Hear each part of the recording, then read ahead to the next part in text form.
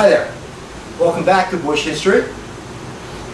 This is going to be our second part, or second lesson if you like, on the road to American independence.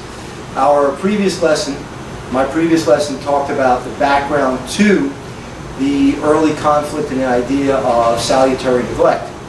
Now we're going to deal with what happens. How do we end up going from loving being British subjects to wanting our independence? Well, you have to think about it, if you will, as a brief story. When a child is born, parents love the child, and pretty soon they grow to be that child's best friend. And everywhere you go, the little son or little daughter holds on to your hand and you walk around, and that little baby at about a year and a half, 2 years old is looking up at you, and you are the greatest thing in the world. They love you more than anything else. You can do no wrong. And it's great. You hold the child, you walk around, you bounce the child, stuff like that. It's wonderful. Anyway, the child starts to grow up. Someplace along the way, the child starts to think and question. And then the child becomes a teenager. And if you've done your job well, your child is a critical thinker. And they're looking at things and they're thinking critically and they're starting to wonder. And they're starting to question. And they're questioning you, the authority and friend that they've known for such a long period of time. And then, when they're in the middle teenage years, all of a sudden, it's not that you become an idiot, but they are trying to become independent. They don't love you any less. They don't love being a child to that parent any less, but they feel the need to go out on their own. And that is very similar to what happens with the colonies, because parents try to keep and exert control as long as they can. That's why we have helicopter parents today. And kids, they want to become independent as quickly as they can. And that leads to conflict. Yes, there are variations on that, but that is basically what happens on the road to independence, because parents are going to clamp down, kids are going to fight back, and eventually the kid goes up and moves away, which is really kind of what happens with independence. So we're going to take a look at our second parallel, our second PowerPoint, if you will, not parallel, but I'm sure there are parallels. And that's going to be from empire to independence. So give me a second to get it queued up, and we'll get started. So here we go. We're going to take a look at what happens between the British and the French and the colonists and the Indians, or the Native Americans, excuse me. And by the way, you notice I've changed into my Hawaiian shirt because it is Hawaiian Friday. We're going to keep that going. So let's take a look at what happens here. Remember, all PowerPoints are available at bushhistory.net/YouTube. So you can take a look from there, as well as the accompanying materials that go along with the topic. The British and the French have been enemies forever. They fought in Europe, they fought in the Atlantic, and now they're going to fight on North America. It's something that we're going to call the French and Indian War. It's sometimes called the 7 Years' War, although it lasted for 9 years, so it depends on where we're looking at what battlefields. But anyway, the winner would ultimately control the Ohio River and the valley connected to it. There are different motivations going into this war. The British believed the French were stopping expansion. And they probably were. They were very friendly with the Ohio Valley Indians. And the Ohio Valley Indians were trading with the French. So really the British weren't terribly welcome in the Ohio Valley. The French believed that if the British came into the Ohio Valley, that would ruin their trading with the Ohio Valley Indians. And they were probably right, true. And the Native Americans, they're going to support whoever works best for them, and they're also going to end up supporting the French because it's better for their lifestyle. And the colonists, they want the Ohio Valley, so they want the British to win, and they're going to support the British.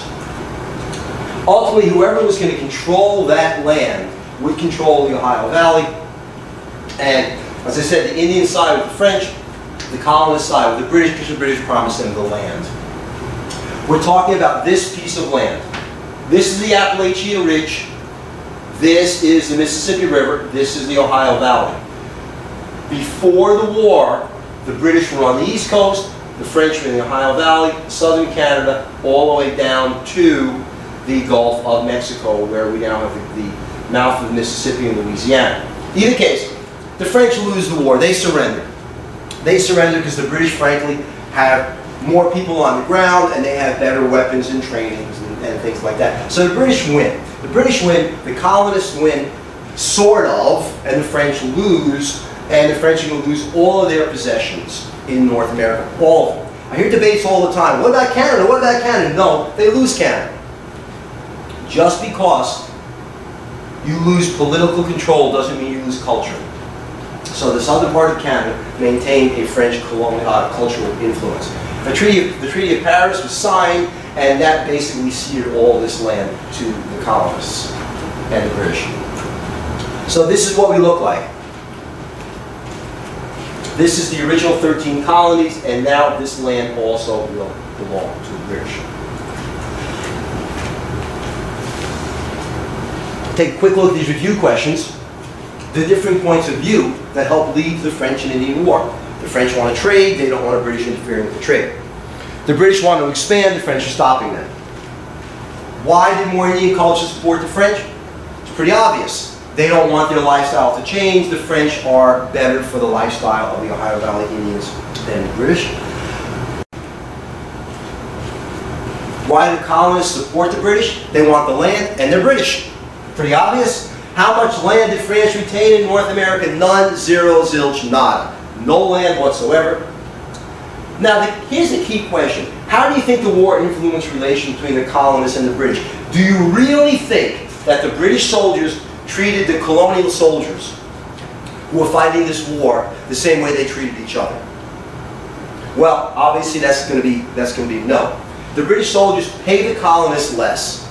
They don't give them uniforms. They don't treat them as well. They give them the toughest assignments, and they basically look down on them. So the colonists started to realize, whoa, baby, I'm not so British after all. I think I'm British, but they don't think that I'm British.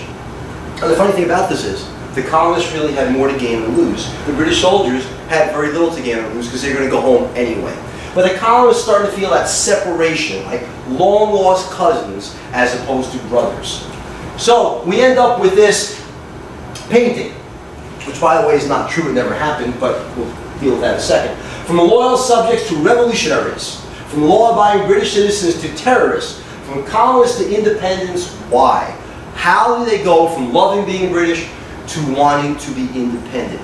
If you remember, we discussed a little bit, it's like children growing up. They start to test the authority, and when the authority starts to backlash and try to control them, they want more independence. And that's ultimately what's going to happen here. Remember this? This is that map again with the Ohio Valley. This is the land that the colonists fought for. But right after the Peace of Paris was signed, King George issued a proclamation of 1763. A really horrific idea. Basically it said you can't go in there. You can't have the land you fought for. And the colonists said, what's this all about? Doesn't matter. You can't have the land. Now there are reasons, and we'll go into the reasons in a second, but the colonists don't look at it that way. They don't like any reasons given to them. They believe that they've been double-crossed, and in a way they have been. So what's going to happen is we're going to have a change in attitudes. During the next 13 years, there's going to be a whole bunch of events. Remember, 1763 to 1766, 1776, that are going to completely change points of view.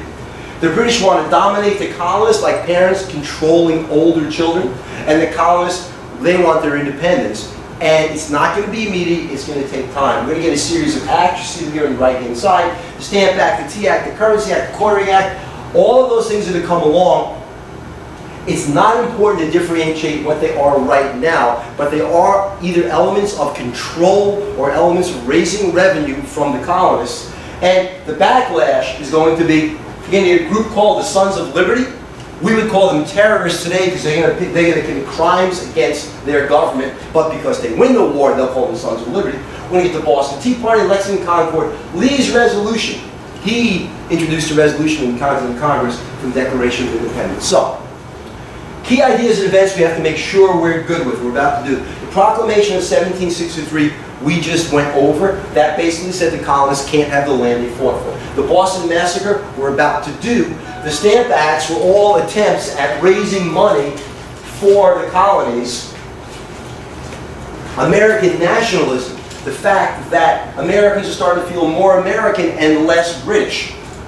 The Tea Party, the very famous Tea Party. When I was a little kid, I actually thought they were sitting around having tea, sitting around a little table. That's certainly not true. And finally, Lexington and Concord. So let's see what we've got. So go back to the Proclamation of 1763. The land that the colonists fought for, they're not going to be able to have now. So that's not going to happen. Then, the reason, the question, why? Why is it not going to happen? Well, an Indian leader by the name of Pontiac is going to lead a series of rebellions against colonists trying to come into this Ohio Valley. And the British government's not going to be able to protect them, and you're starting to have colonists slaughtered by Indians in the Ohio Valley. Not a good idea. So they can't protect them. So instead of trying to protect them, they're going to forbid access to the Ohio Valley. The colonists saw it as the British going back on their agreement. They saw it as the British going back on the promise to get the land. If you fight for us, we'll give you the land, and then they don't give them the land. Then, let's make it even better. A series of acts, stamp acts, intolerable acts, coercive acts. The terms don't matter so much, but what they really do is they're going to build resentment.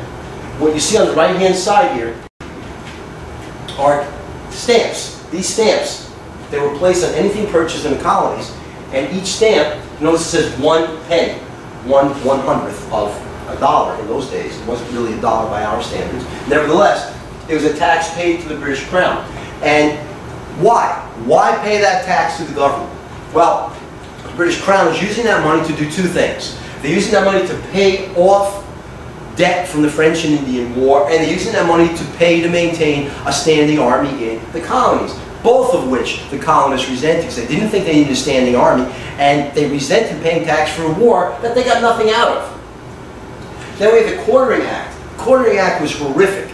Basically what it said was the colonists were obliged to provide housing and food for British soldiers. These same British soldiers that were preventing them from going into the Ohio Valley. So this is like one bad idea after another after another.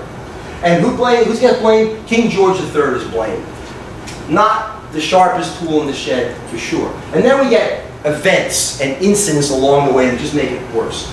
The Boston Massacre, March 5th, 1770. By the way, almost 200 years from the Kent State Massacre, which was in May 1970. Very interesting. Anyway, Sam Adams had been drinking in a bar with friends in a bar not too far from the Customs House in Boston. They were drinking ale all day, which was not at all unusual because they didn't drink water. Because water meant you got ill. Ale with its alcohol content meant you got drunk but not ill. So he said, let's go out. Let's go out and let's pick on the guys outside the Customs. Let's taunt the guards. It's always a good idea to go after guys who are wearing uniforms and carrying weapons, and let's go out and make fun of them. So he starts taunting the guards. And remember, it's in March, it's cold outside, and this is Boston. Boston is cold in the summertime, it's certainly cold in March. So the mob begins to throw rocks and ice and sticks at the guard. Bad idea. As I said, these guys have guns. So what happens? Reinforcements come. Reinforcements come. Uh-oh, Sam Adams says, time to get out of here, because who knows what's going to happen. And Sam Adams flees. He is not there for this to occur. And then shots are fired, people are dead on the ground, and Sam Adams says, boy, I got to go tell somebody about this. And he goes and he runs and he tells his good friend, Paul Revere. But here's the question. Tell him what? He didn't see it. He wasn't there. So, what happens is, he and Paul Revere put together this kind of idealized propaganda poster that shows soldiers lined up, firing into a crowd. There's a dog up here, there's some women in the back with parasols. Completely unrealistic, not possible. But, nevertheless, great propaganda. So Paul Revere makes this engraving, because he was a silversmith, he wasn't a printer. But he makes this engraving that becomes a template for all these posters that are circulated around the colonies. Revere has women and children to it, as we talked about, and it becomes known as the Boston Massacre. Okay, funny thing about a massacre, generally when there's a massacre, the people who commit the massacre are found guilty. But they weren't, they were acquitted. These soldiers that are depicted in this poster were acquitted, and who gets them acquitted? John Adams gets them acquitted, cousin of Sam Adams, and they're acquitted among, from a jury of colonists. So this does not add up, but it is great propaganda. Unfortunately, there are teachers all around the country who say, all right, boys and girls, look at this picture of the Boston Massacre. It didn't happen that way. Sure, there were shots fired. Sure, there were people killed. But a firing line against a crowd just standing there, no sense whatsoever. But the colonists now realize that they will be shot at by their own people. So the colonists are now feeling more American than they are British, that whole idea of American nationalism. They're looking down upon the British soldiers because the British soldiers are shooting them. And certainly that poster isn't helping. And they also realize they have different interests. The British soldiers, they just want to go home. They want to go back to England. The colonists want to expand. They want to build their lives here. So we're now different. It's like Italians born in the United States and Italians born in Italy. Italians born in the United States call themselves Italian, but they have no idea about real Italian culture. They have an Italian-American culture. And the colonists now have a British-American culture as well. Now we get the Boston Tea Party. Also another one of those things that, upon examination, makes very little sense. December 16, 1773, it's real cold. Boston, why not? The day before, on December 15, 1773, the Tea Act was invoked. I cannot tell you how many teachers I know and how many friends of mine say the Tea Act was the reason for the Boston Tea Party because it raised the price of tea. That is false. The Tea Act lowered the price of tea. The Tea Act lowered the price of tea. Well, why would lowering the price of tea cause the destruction of this tea? Well, Sam Adams was part of a group called the Sons of Liberty. And Sam Adams and his boys had been selling illegal tea, smuggled tea, to the colonists at less than the standard price of British tea. So they were in competition. Well, once the price of tea was lowered, the Sons of Liberty stood to lose money. So because they stood to lose money, they're going to destroy the tea. This isn't political, this is economic. This is a price war. But it becomes depicted as an act against the British government, but it's really an act for the Sons of Liberty to keep selling their tea. And the knotheads who are part of the modern day Tea Party movement don't understand this whatsoever. Now, what also doesn't make any sense is that this occurs at low tide when the ships are listing on one side in a little bit of mud, and it occurs under a full moon. And these guys are dressed up as Indians. White guys dressed up like Indians. Probably not terribly convincing. So how do they do this? How do they get past probably the best soldiers in the British Army who are guarding the fleet that's carrying the tea in Boston Harbor? It's a hard thing to answer. There are a couple of theories. One theory has it that the British soldiers were in competition with the colonists because they weren't being paid well. So the Sons of Liberty paid them off, they bribed them, and then they went and were able to destroy the tea. Possibility. Another one that's thrown up is that the British soldiers were told to let this happen. If you let this happen, we know it's going to occur, if you let this happen, we'll be able to pay the Sons of Liberty as the bad guys, as the guys who are actually destroying the tea and trying to get you to pay a higher price. Whatever the reason, whichever one it is, if you want to go that they were bribed, which is my personal favorite, or you want to go they were told to let it happen. In either case, these guys who've been drinking again did not just get past these soldiers under a full moon with ships listing in the mud in Boston Harbor, destroy the tea, get back off the boats, and disappear into the city of Boston. Makes no sense whatsoever. But the response is something that we now call the intolerable acts, or one of the key intolerable acts, and that was closing Boston Harbor. Let's strangle the city. They don't want to trade, we'll close Boston Harbor. And by the way, while we're closing Boston Harbor, who do we blame? We blame the Sons of Liberty. Now, the First Continental Congress is called. First Continental Congress is convened as a direct reaction to the intolerable acts and the closing of Boston Harbor. They don't agree on much, but what they do agree on is to boycott British goods. Let's do to them what they're trying to do to us. We're not going to buy their goods, so both sides get hurt here. And also, the British government had said you can no longer convene, you can't have these assemblies. So instead, they decided they would go to church. And they go to church on Sunday and they pray. And the pastor gets up there and says, I want you to pray for all of our brethren in Boston who are suffering as a result of the closing of the harbor. And of course, this brings them even closer together.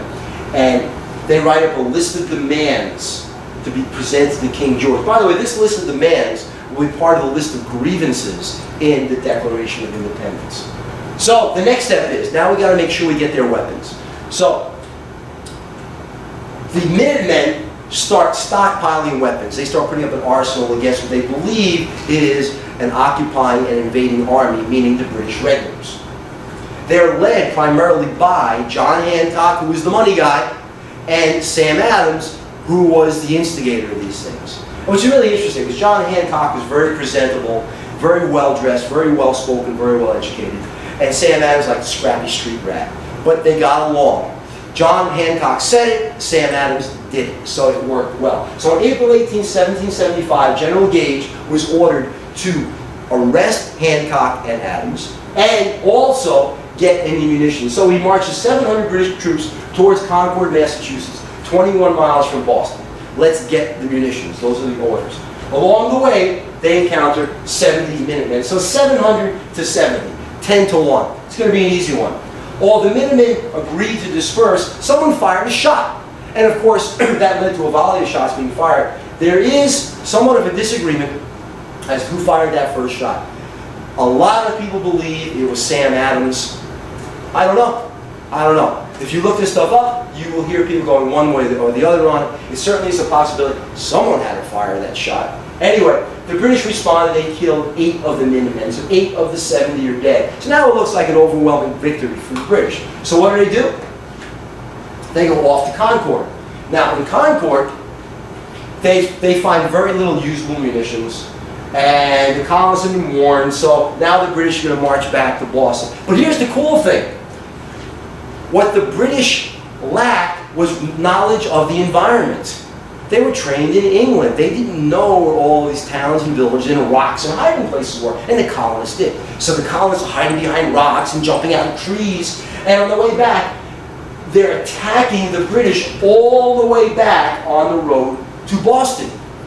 And the British didn't know what to do. They were used to people fighting like gentlemen in straight lines, while the colonists are jumping out of trees like monkeys, hence guerrilla warfare. So now the colonists had actually learned how to fight this occupying army by being an armed civilian population. Very much the way the Taliban in Afghanistan have done it, and insurgents in Iraq have done it, that if they fade into the civilian population, they can be very hard to detect. And the colonists did that. So in a way, this is like Britain's Vietnam. They're an occupying force in a nation that doesn't want to be occupied. So who really won these battles? Well, the British defeated the colonists at Lexington and Concord, that's true. But on the way back, they got the crap beat out of them by the colonists. So you might say the British were demoralized and surprised. So as a result of Lexington and Concord, the revolution begins in 1775, a year and 3 months before the Declaration of Independence. So the Declaration of Independence was not a cause of the revolution, it was caused by the revolution. Again, many people say, well, we signed the Declaration of Independence and we went to war. No way, Kilroy. We were at war and then we signed the Declaration of Independence. It was a much bolder move if we had signed this thing and then gone to war, because they were declaring war in a much stronger country, but Britain had already declared war on its colonies. It's really kind of a civil war. So, what's going to actually put all this together? An unlikely character by the name of Thomas Paine. He'd been pretty unsuccessful in England. He lived in a poor part of England. He was in a loveless marriage. There were some stories of some small-time crime in his background. So he decides to come to North America to start anew. And it's the right place for him, because he gets off the boat, and there's this revolutionary fervor and emotion everywhere. He says, boy, I can do this. So he writes this pamphlet. This pamphlet is called Common Sense. It is self-defining. Because in this pamphlet, what does he do? He says, why should an island govern a continent? Why should a king govern a people when who he's never seen? He's never been there. Why can't these people govern themselves? And he puts this down in a colloquial, in common terms. And because he puts it down in common terms, it sells. It sells 150,000 copies. One for every white man in the colonies. Pretty cool indeed. And that becomes a catalyst. Before internet, before radio, before television, before all kinds of things, we had the written word. And Thomas Paine was really good at it. So, what happens in June 1776, the Continental Congress reconvenes. This is now the second Continental Congress, and they decide that what they will do is they will vote on independence. And Richard Henry Lee introduces this idea of a Declaration of Independence. We are going to declare our independence. Why are we declaring independence? They are shooting at us. They are shooting at us. They're denying us the rights of Englishmen. This doesn't make any sense. Thomas Paine wrote it. Richard Henry Lee believes it. And Thomas Jefferson will write it. So Thomas Jefferson is going to be chosen to write the Declaration of Independence. Not by himself, mind you. Not by himself. But nevertheless, wouldn't this be an act of treason? You're writing something saying we are no longer going to listen to your government. If that happened today, we would jail those people. In fact, we try it all the time. Anyway, let's move ahead. So, Thomas Jefferson is credited writing, but in reality, John Adams, Ben Franklin, Robert Livingston, and Roger Sherman all assisted. It was simply Thomas Jefferson who had great handwriting. He said, okay, I can do this. And interestingly enough, Thomas Jefferson, there were several drafts, and in his original draft, he had a statement basically relieving or outlawing slavery in the colonies. And in order to get the Southern brethren to go along with the Declaration of Independence, it had to be removed. So after much debate over the specific language, Congress ratified the Declaration. Now, again, this picture never happened. They were fighting a war. This was in retrospect. It was done afterwards, kind of an idealized version of who these founding fathers were. John Adams was incensed. They were fighting a war. They never convened. There were many copies of the Declaration of Independence that were circulated amongst the colonies for the colonial representatives to sign. Anyway, heavily influenced by John Locke and other Enlightenment thinkers, Rousseau and Montesquieu, just to name a couple, the Declaration was ratified, and language abolishing slavery, as I said, had to be removed. So here you go. 3 specific disagreements between the colonists and the British. Well, taxing. 2, the Ohio Valley. 3, colonial assemblies. There are others, but those will work. Why were the events of the Boston Massacre altered? Well, what would you think? It's more likely that the colonists stand up and fight the British if we can present to the colonists that the British are killing us. The Declaration of Independence written in retaliation of the Revolutionary War. Yes, yes, yes. They were already shooting at us. They're already shooting at us, so it's a retaliation. It is a letter from children to their parents saying, listen, this isn't working any longer. We don't hate you. We just can't live like this any longer. Yes, there's a little more to it than that, but in reality, the children have now grown up. They are young adults, and they're going to assert their independence through the Declaration of Independence. So, if you take a look, Parthenon, we're going to go all the way back to ancient Greece, where the roots of democracy, and then a good looking guy with a beard over there. I don't look so good anymore, by the way. Where would we be without their ideas? Now, a couple of quick looks here. Here are some discussion questions right out of Fargar's textbook, out of many. How did the 7 Years' War lay the groundwork for the American Revolution? Well, the colonists realized they weren't so British anymore. Why was it so important for New Englanders and Westerners that the French threatened Canada frontier to be removed? They wanted to expand. We are going to be like a virus on the North American continent. We don't like that. It doesn't sound good, but we are. We're going to keep taking land and land and land, and the French are going to try to stop us. How did Americans perceive British actions? Well, like a double cross. We fought for the land, and we can't keep it. Why were they convinced that the British were engaged in a conspiracy to deprive them of their liberties? Because these ideas were debated. They were debated in Parliament. We had vice admiralty courts where if you were arrested, you could present no defense. There was no jury. You had no lawyer. You were just pronounced guilty. Why did they start taxing Americans? Because maintaining an army in the colonies was expensive. Also, they're trying to pay back the cost of the French and Indian War. Were their actions legitimate? This is an interesting debate. Because, yes, we were promised the Ohio Valley. No doubt about it. The promise was broken. 2, no doubt about it. But 3, if we had gone into the Ohio Valley freely, we might have been slaughtered. So just maybe this was sold the wrong way by the British government. I'm not sure because we can't change history. Resisting British authority. We took a page from Martin Luther King, or he took a page from American history. It starts out with basic civil disobedience. We are going to not buy your goods. A boycott. It builds and builds and builds, and the reactions build back as well. Why these kinds of steps in particular? We were weak. We had no real weapons, no real training against the British. So we had to do this slowly. Why was it difficult to build a unified response across the various colonies? Well, first of all, most of the egregious acts to the colonists were in the northeastern colonies. The southern colonies had this thriving trade with England. They didn't want independence. They were doing pretty well. Plus, each of these colonies had their own colonial governor, and they were like a little country unto themselves, so they had different things that were important to them. And unifying them wasn't something they were necessarily interested in. And why did it take Americans so long to push for independence? The same reason it takes a child a while to grow up and become independent. There were steps along the way.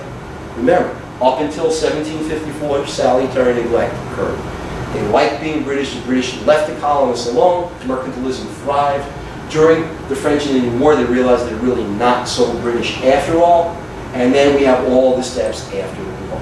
So you see, it really was not that quick. Anyway, here we are today.